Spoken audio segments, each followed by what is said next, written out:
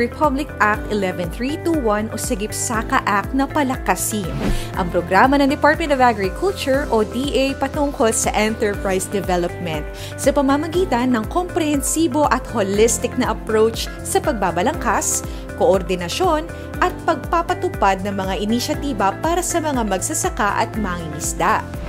Kaya naman sa bisa nito, binuo ang Farmers and Fisherfolk Enterprise Development Information System o FEDIS upang magsilbing gabay sa pagtatatag ng mga programa at pulisiya ukol sa pagpapaunlad ng negosyo.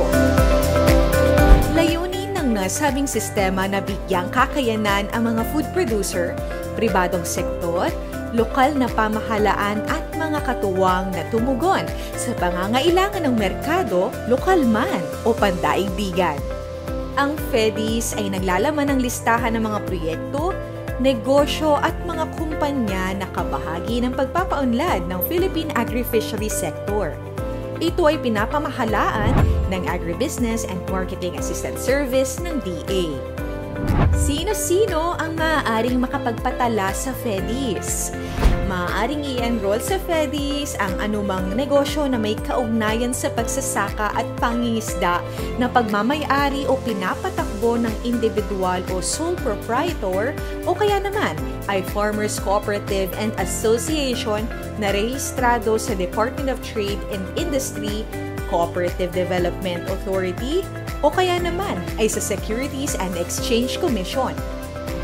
Maaari ring ipatala ang mga negosyong may kinalaman sa produksyon, pagpoproseso, marketing, at distribution ng mga poultry at livestock products, crops, fishery, and aquaculture. Gayun din ang mga negosyong may kinalaman sa trucking, warehousing at storage, wholesale trading at retail selling ng mga produktong agrikultural. Ang mga micro, small, and medium enterprise na may kinalaman sa produksyon, pagpoproseso, marketing at distribution ng agricultural products mula sa mga lokal na magsasaka at mangingisda ay maaari ring ipalista sa FEDIS. Ano-anong dokumento ang kailangan sa pagpapatala? Madali lamang mag-register. Siguraduhin lamang na may accomplished FEDIS enrollment form, Mayor's Business Permit, at Certificate of Registration mula sa alinman sa SEC, CDA o DTI.